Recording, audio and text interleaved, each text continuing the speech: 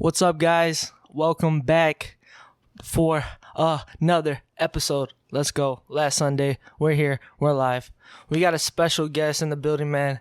Dave One from Street Gospel Podcast. What's up, man? Hey, what's going on, man? How you feeling? Good. Good, man. Thanks for having me. Yeah, I appreciate you taking the time to just be on here, man. It means a lot. I've been watching you from afar. You're like probably the first podcast that I've seen that I'm like, okay, so this guy's not like super big, but he's kind of like how I want to model mine after. So, right on, man. Heck yeah. Yeah, it's just been grinding, man. Doing my thing. It's a struggle, to get gassed and to be consistent and to find good content without compromising yourself. But yeah, it's been fun, man. It's been fun. Yeah, and I've been like, I honestly been like, because like these big podcasts, you can't really take so much off of them just because like, obviously I don't have the funds. Like, I'm recording at my house right now. I got this P4 and I'm just like, I'm a small podcast. So it's like, you can't really model yourself after these big ones. And, obviously, how that is. So it's like, I seen you and I'm like, okay, this is what I'm looking for. This is how I want mine to be like. Right. Yeah, it's, that's the power of technology. You can do things with technology and make yourself, look good and sound good. It doesn't take that much, but yeah, there is podcasts out there. And I'm like, man, it's funny because you say that and, we do the audio and visual, so we do the video, and when we do the video, it's kind of funny because I have a few friends that are like, hey, what, you need to do this to your camera, and I'm like, bro, we're shooting on like camcorders over here, I shoot off my iPhone, man, so everything granted, I got the iPhone 12. I'm over here talking about I got the iPhone like it's like number 10 or something. Yeah. I just got the 13, and it's kind of crazy when you play with that camera and you're like, man, but it's you just got to keep going. And that's the thing. We've got equipment little by little, and, and with the power of technology, like you said, a P4, I've had guys hit me up and they record straight to their iPhone and then load that up, and broadcast that podcast. But it's the power of technology that lets everybody get their voice out there. Speaking of podcasts, I was going to ask you, what was the main reason why you started yours? I think I am I'm not going to say that I'm a great talker, but I like to talk to people and I like to get their stories. So I think I'm a pretty decent communicator. And I always wanted to do it. I think there's a few people that hit me up and said, hey, you should go ahead and do a podcast. What do you think about it? And I was like, yeah, it's cool. So I was just kind of going about it in my head thinking, hey, I should get this going. And I have a lot of friends. Hopefully they'd come through. And it ended up being, that's what happened. We started the podcast. People started coming through. They liked it. Word started spreading, and all the guests that I had are friends mostly.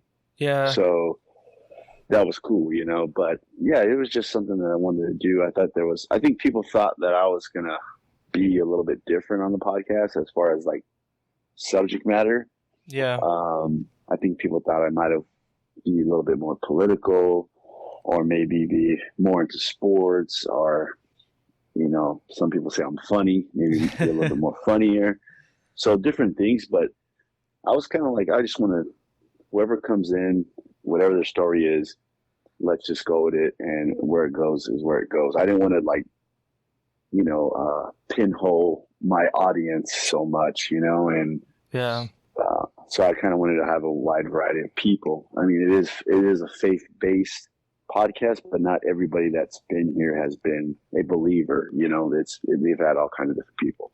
And I think that's what makes it good, though. You want these stories from different perspectives and different life views, because if you just have the same people on, it's not, you know what I mean?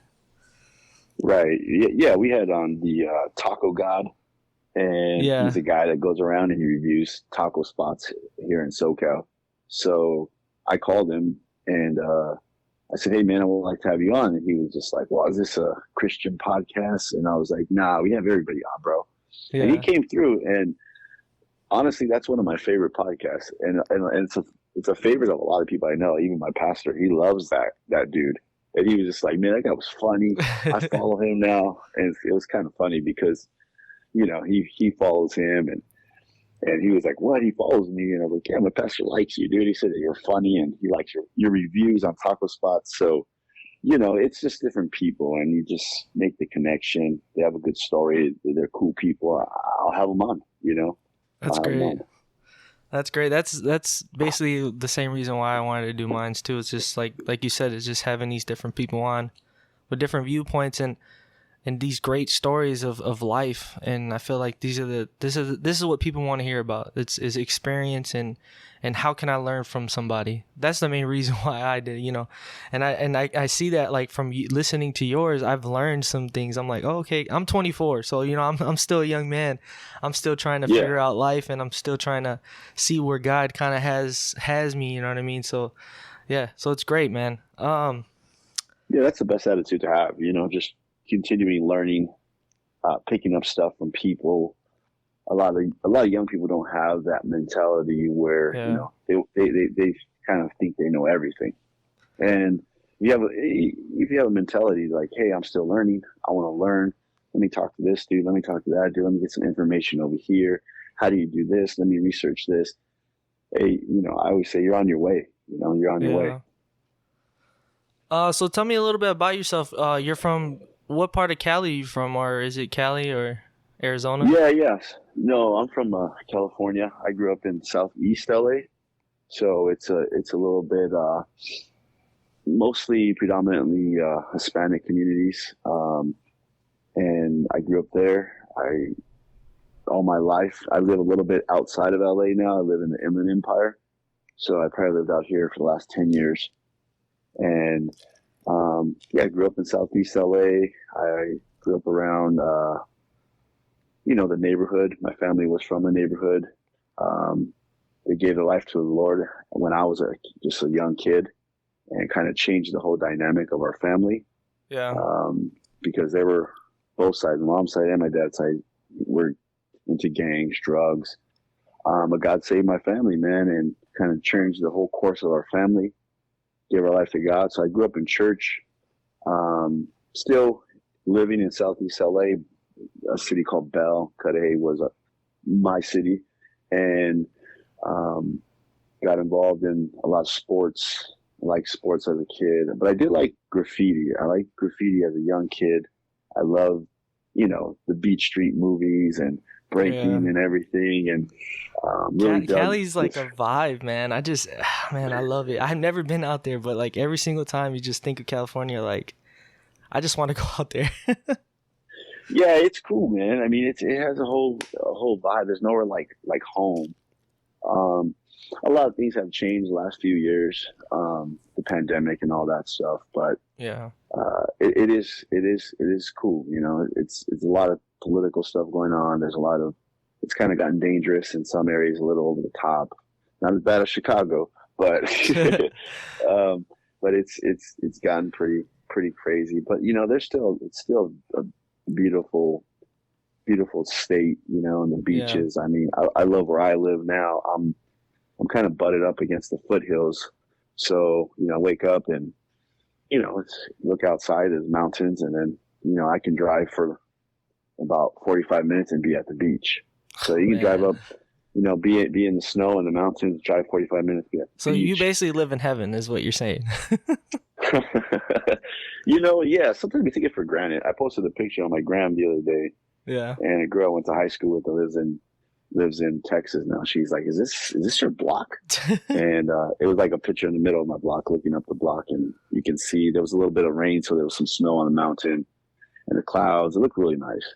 And I was like, "Yeah." She goes, "Wow, that's a great view." I go, "I know. I take it for granted sometimes. I don't really sit back and take a look at it and really enjoy and appreciate it." But yeah, It's cool. So yeah, growing up in Cali, man, that was my thing. Sports was my thing. I was a good kid, went to church, but I did have some friends that were in the streets, involved in different things, and they kind of went sideways. I always loved graffiti and street art and stuff like that. So I was always in the culture there. So I didn't really do it because my dad would kick my butt, but Yeah. it was always attractive. You can kind of see it in the podcast. There's a lot of art in my where we record. So yeah, man. That's what kind of tuned me into like your podcast, just the California vibe. I'm like, man, this seems like a dope podcast just because how it looks. Yeah, I think it catches a lot of people's eye. It was actually that was actually my office, and then when we started recording, I was like, well, I'm gonna record in the office because it looks dope. Yeah. And so we kind of transformed it. So people come in, they're pretty like blown away, like, wow, this is pretty dope. Like, did you guys set this up? And I was like, yeah, this is my office, man. They're tripping out.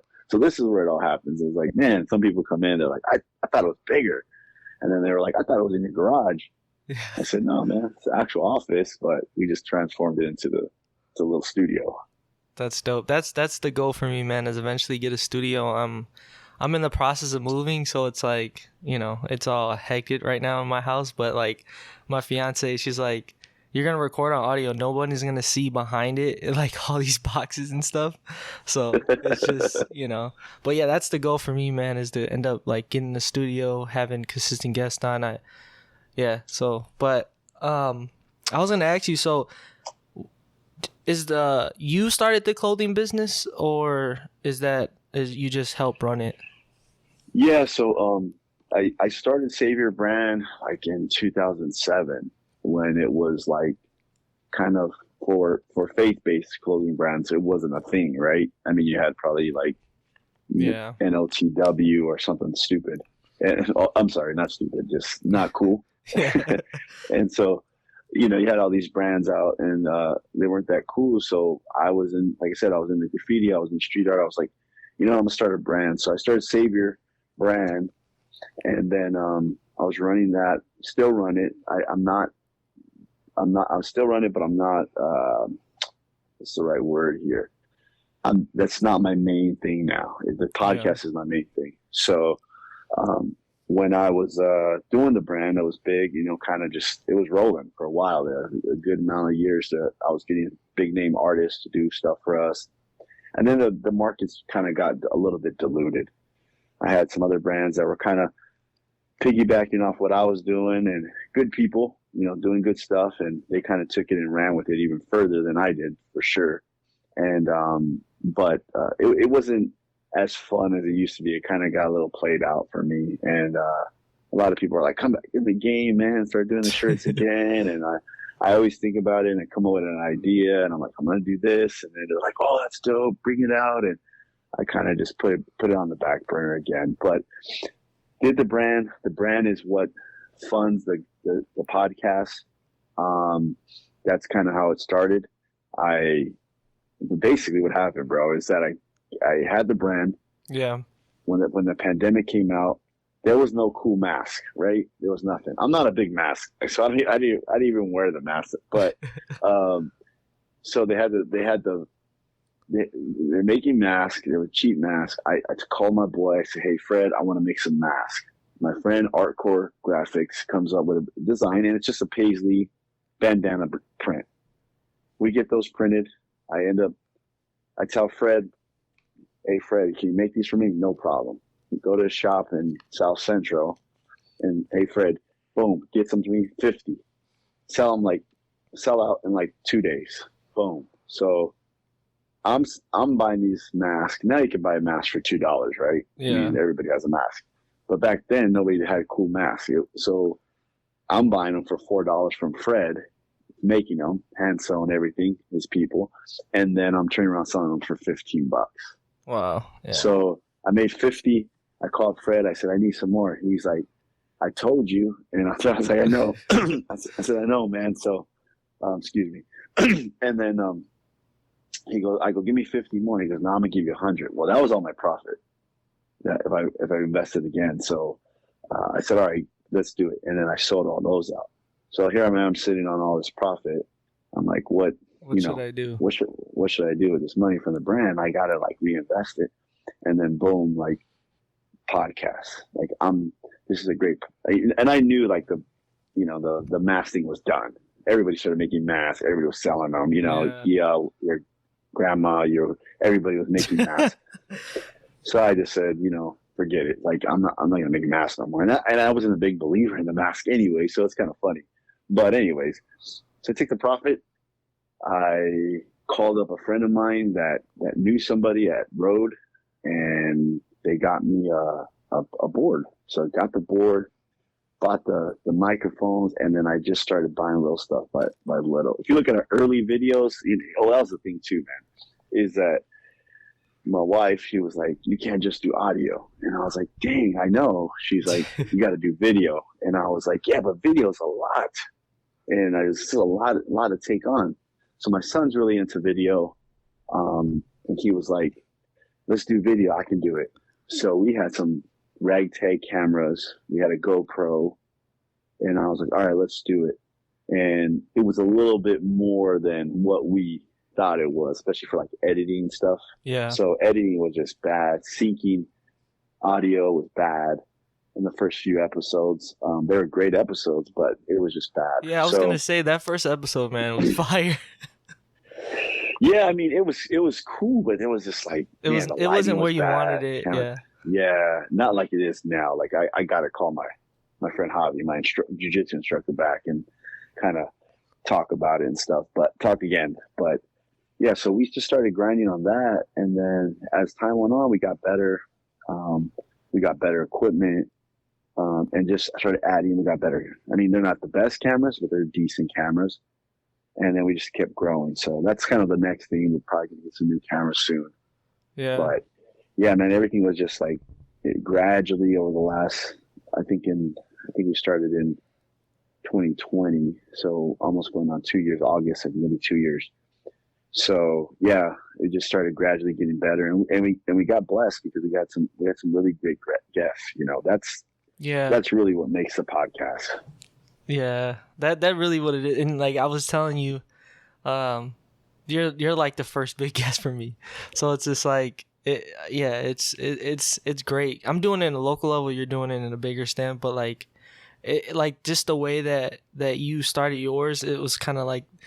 Not like the same for me, but it was like I sat on it for so long as well. Like I was just building little by little by little. And I tell people, like they ask me too, they're like, hey, how do I start? And I'm like, just buy things little by little until you get everything kind of together. And then, Right. There's people that I've talked to, and it's like, how do you get your video to look good? Or I saw that Zoom call one, like I have the bonus episodes and they're usually like Zoom call ones.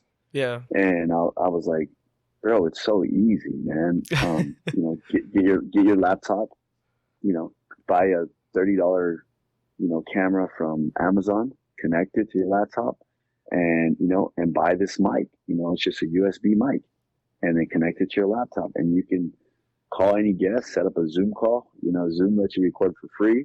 Yeah. And then boom, you're set, and you can go. And then with Spotify now, if Spotify has the video now, you can add that.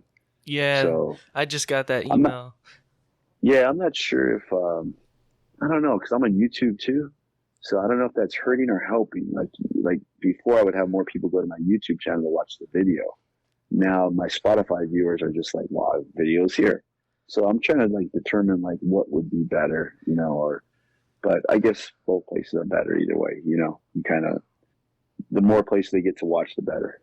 Yeah, I was thinking the same thing. I think I'm gonna just leave mine on YouTube, the video, because I need to build that up. So I'm kind of just trying to get people up. I'm trying to push the YouTube subscribers up.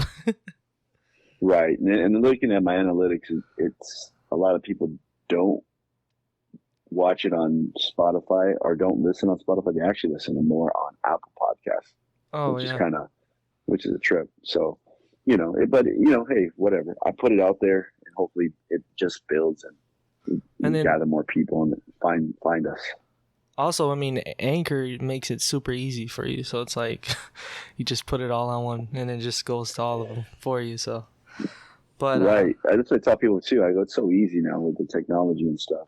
that, anybody can start it on Anchor. And it's kind of like weird that you kind of look at that and you go, I just loaded it up and it went to all these other, Google, Apple, Spotify, and everybody else, Breaker, all these other places. And you're like, dang, that was cool. Like it just got spread all over the place. That's pretty cool. It distributes it for free, basically. Just I was gonna touch on it. You mentioned your son. I wanted to ask, how many kids do you have? I have two. So all the cool pictures that are on my page is my daughter, Cash. Oh wow. She takes all the pictures. She's actually a really good photographer. Cashview, at Cashview. And so I was blessed because she was already good, really good. So she always has to be here if I have a in studio guest. So I'm like, are you going to be here? And she's like, I got to work. And I go, oh man, we'll wait around for you when you come home. All right. So she'll, I try to schedule around how her. old are you, man? You don't seem that old. Like, how old is your daughter? My daughter is 25. Dude, how old are you? And my son's 21. Wow. See, I'm 24, so I'm like, what? Yeah, I'm 40. I'll be 48 in April, man. Wow. Yeah, I didn't know that. I mean, you're not supposed to ask these questions. You don't ask anybody your age, but No, I don't mind. Hey, man, like if you, like my daughter, like Cashview, and then my son's OG Camel, they're both on the gram. But they, so my son did video and through high school and still makes little videos and stuff. So it was perfect scenario. And then he edits all my stuff and makes all my little promos. And then my daughter took pictures, so she takes all the cool pictures. So that's dope. I mean, it's kind of like a family business. If you listen to episode 20, check out episode 20. Yeah, I'll check it out. And you'll kind of get the idea of the whole family dynamic. And that's the cool thing too, is that it's a family affair here. Everybody that comes here is like, wait, this is your son? Yeah, that's OG Camel. And I have to go like, oh, okay. And then I thought he was like a guy you hired. I go, nah, he's here, and then there's my daughter was here too, so that was cool. So they're like, oh, that's your daughter? And I'm like, yeah, she takes pictures and stuff. And I'm like, oh, and sometimes the wife will be here, and this is like the executive producer right here. And so they're like, this is like a family thing. And I'm like, yeah, it's a family thing. They're like, that's cool, man. And I was like, yeah. That's dope. If they ever leave, I don't know what I'll do. See, my son's, he's only 1.5, so he can't really do much. So, Yeah. He's just knocking over stuff and running around screaming at the top of his lungs. So I can't relate to that. I remember those days. Yeah. Gee. But man, like, I was watching a little bit on the IG about like you were talking, I think it was on Father's Day. And me as a young father, man, like kind of like you are like kind of somebody I look up to, people like Joe Rogan. There's some pastors, like obviously my pastor too. For a young father, like what is some advice you can give me, man? For a young father, this is the thing. I would say find a father at church, wherever, that at work that you admire, and ask him a million questions. That's good. That's the best advice, because if you have a father, great. I had a great father, but my father passed away when I was 27 years old. And, but he was a good example. So I took what he had, but there's been times where, my kids were little when he passed. They were 4 and 1. So when he passed, it was, I had to glean from other people, and it was rough. And there was times where I was like, okay, I can kind of look back and say, okay, I remember my dad doing that. Cool. Hard worker. Always served the Lord. Faithful. Helped people. So I'm like, okay, I can get that. But then there was times when, my kids became teenagers, that maybe there was a struggle or it was kind of hard to navigate that area. Then I would ask other guys to say, hey man, how did you do this? Or what do you think about this? And I was lucky enough to have some few good guys in my life that helped me. But it is a difficult thing, but I think a lot of guys in general don't like to ask for advice. Yeah. So, we won't even ask for directions, right? I know where I'm going. I'll figure it out. And that's not always the best case. You get lost when you do that. So I tell guys that the best thing that you can do is to ask for advice. Find somebody you admire at church, at work, somebody say, man, that guy's a good father, man. Look what you raised some good kids. And then say, hey, I have a question. Can I ask you? And just start asking questions. Yeah. No, because like that's probably like the same like when my dad passed away in 2020. So it's like, and there was trauma there and stuff like that. But my dad he did the best he could. But there's like times where I'm like, I'm on my own, man. I'm like, and I'm trying to like teach myself patience too, because like that's probably one of the biggest things for me is like, he's little, be patient. Like he'll spill something. I'm like, no, no, don't spill that. What? Like, and then my fiance is like, relax. He just wants to play. Like, and I'm like, okay, So that's probably like one of the things I'm trying to work on is just patience. But like that's great advice. Go to somebody that you kind of look up to that has these good has good children and that you can kind of like, get question them. So. Yeah, ask them a million questions, and there's no, kids. There's no guarantees, man. You can do all the best that you can, but and try to raise them up and raise them with God and in church and do what's right. And there comes a point in time where they have to make their own decision, and that's a whole nother monster. But you do what's right, and you set a good example for them within the home. They're gonna follow, and if they fall away, they're gonna come back. But it starts in the home and just being consistent and discipline, man. I tell people that all the time. That's what you have to have: consistency and discipline. I hate anybody that's inconsistent, and I don't like people that are not disciplined. And discipline's a lifelong thing. Yeah, that's been my prayer this year. Like I can be more disciplined with my family, with my words, with my prayer, with my reading, in the gym.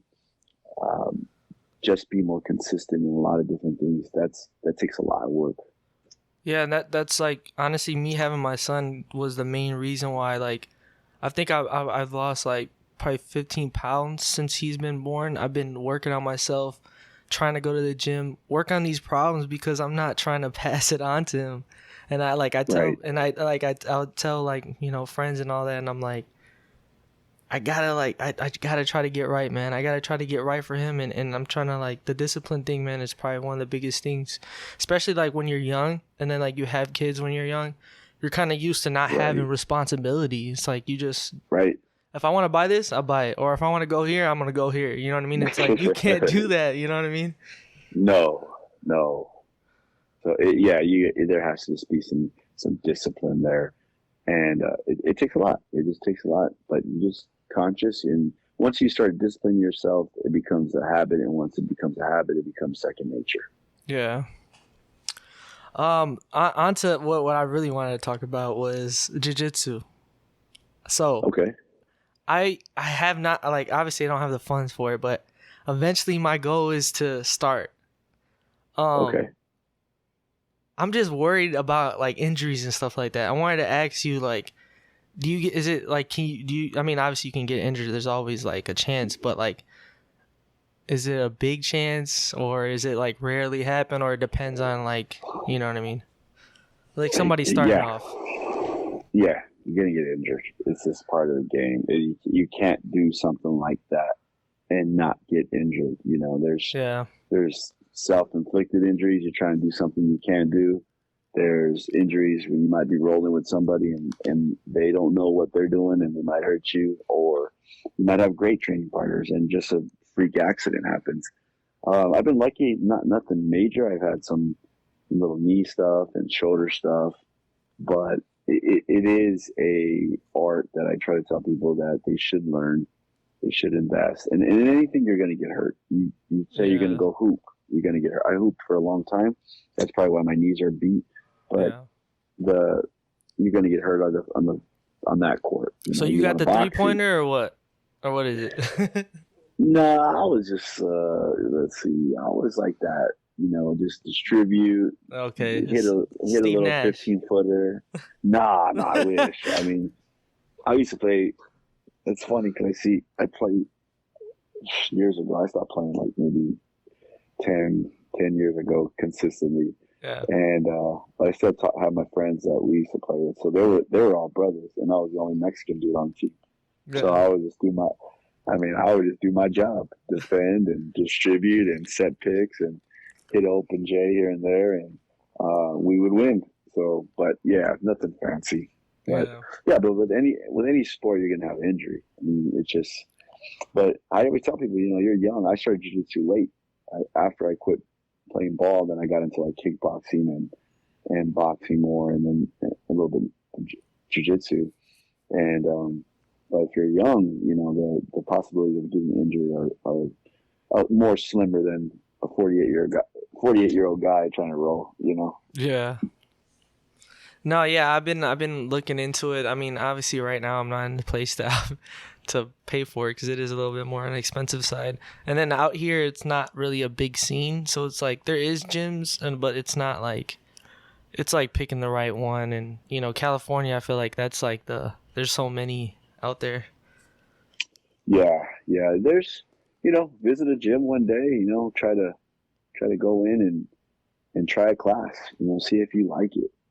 If you don't like it, obviously don't go back. But Yeah. if sometimes guys come in, they try a class and they're like, man, I love this. I want to do this, and it works out. But yeah, I would say try a class and see how it goes. So I know you love. I know you obviously are into MMA. Who's probably the best UFC fighter in your opinion? Oh man, of all time? Now currently, like still fighting. I would say, man. I mean, Put you on the spot. Kuzman looked, really good. I think right now he's pretty tough. I think Nagano, the heavyweight champ, is a bad dude. Yeah. I mean, obviously he's the baddest dude on earth. But Kuzman's been looking pretty good, man. Yeah.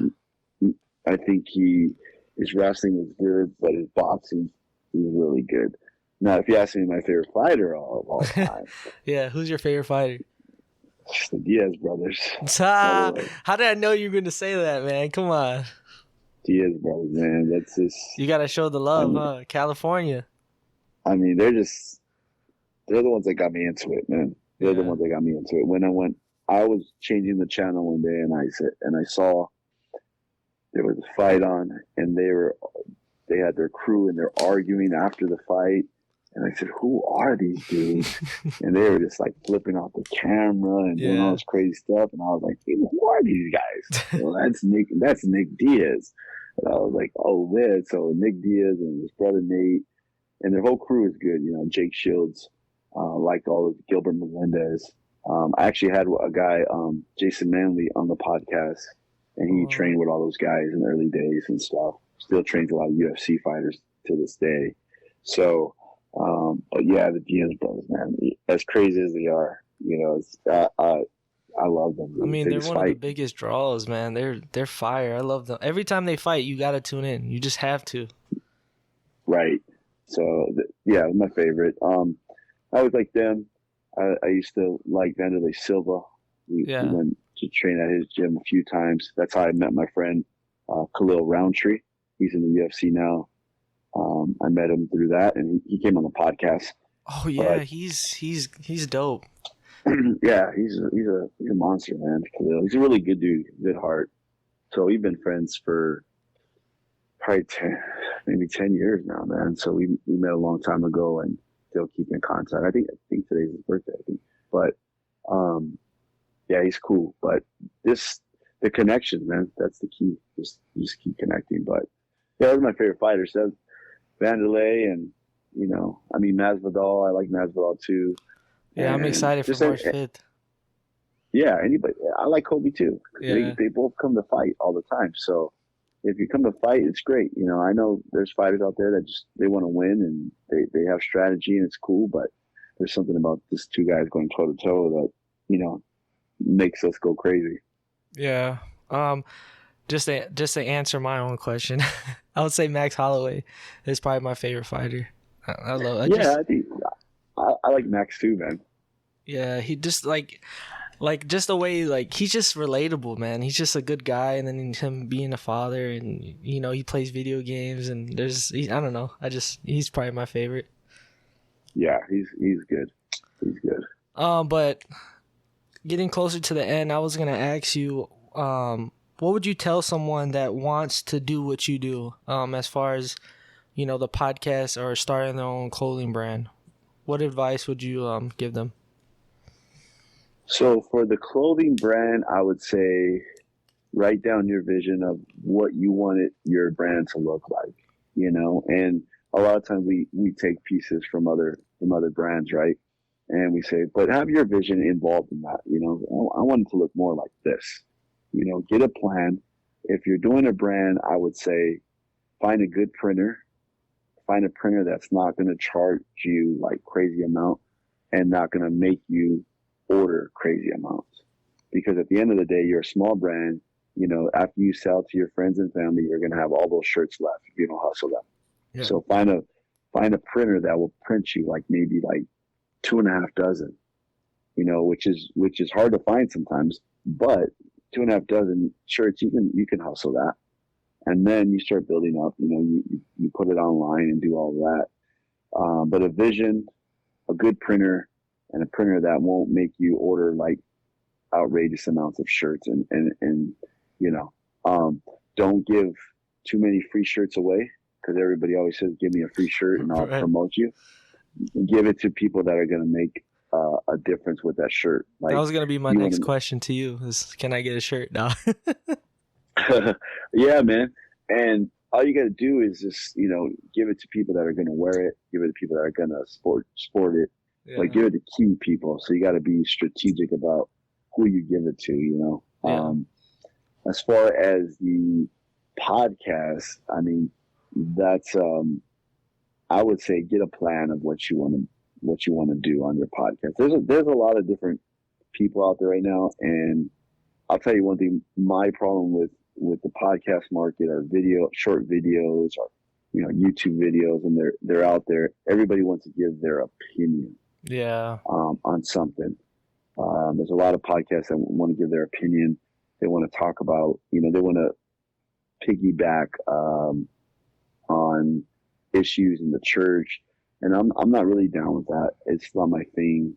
You got to stay true to yourself. I've seen podcasts change course like 3-4 different times, and it's like, what are you doing now? Oh, now I'm criticizing, church leaders. Oh, okay.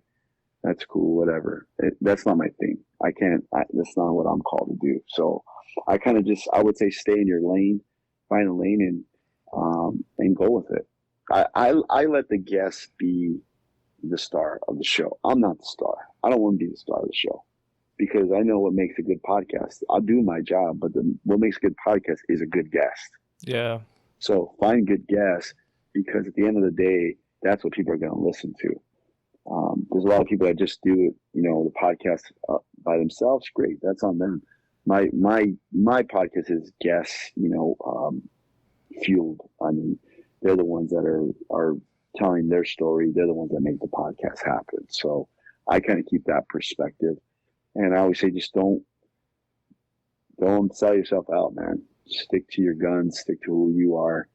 And because a lot of people are motivated by YouTube, they're motivated by likes, they're motivated by, popularity. But at the end of the day, they're compromising their own selves, by, not staying true. So I would say stay true to yourself and, get good guests, and they don't have to be big guests all the time. They just have to be guests with good stories. Because I found that, I had a woman on my show, and she was a friend of ours. She didn't have like 1 million followers or nothing like that. She had like in the hundreds, maybe. And she came on, and that's like one of my biggest view shows, because she had a great story. Yeah. So, does it help? Yeah. But I've seen both. I've had on Marcellus Wiley. He's on Fox Sports, and he put it everywhere. Did it translate into a lot of views? It was okay. You know what I mean? Like, it was cool. And then I have had like Sir Twice from Chicago. He has a good following on the gram and a good following on YouTube. Dude, that thing blew up. So it all depends, man. It all just depends on the guest, but it mostly depends on the story. Yeah. All right, man. I mean, you're speaking to me when you're answering those questions too, so just to give you a heads up on that. But man, It's great, If I man. can I help. mean, it means a lot, man, that you took the time to come on here. I mean, I know I'm not the biggest, and honestly, when I first reached out to you, I didn't think you were gonna hit me back. So it means a lot, man. I appreciate you. Maybe we'll get you on again. But yeah, man, thank you, man, for taking the time to do this. Yeah, man. I appreciate you having me on. Like, I'll do anybody's podcast if it's legit, if it looks good, if they're serious about it. I will do their podcast. So, because I feel like there was a lot of big names that came on my podcast, and they helped me out. So I always say, man, I got to return the favor, and I always just say that there's just a couple criteria. It's gotta look good, it's gotta sound good, and you gotta be about it. You know, it doesn't have Yeah, to be big, but it's gotta be clear. It's gotta have some sort of theme. It's just gotta be good. I won't go on some random podcast it's just raggedy or whatever, because they're just fly by night. They're not serious about it. But if you're serious about it, it looks good, sounds good, then I'll be on anybody's podcast. And people have told me that, like, I've had people drive here, an hour, 2 hours, and they were just like, I wanted to be on the podcast. And I'm just like, wow, like that was dope. Thank you for coming out. So I always like to return the favor and help anybody else I can.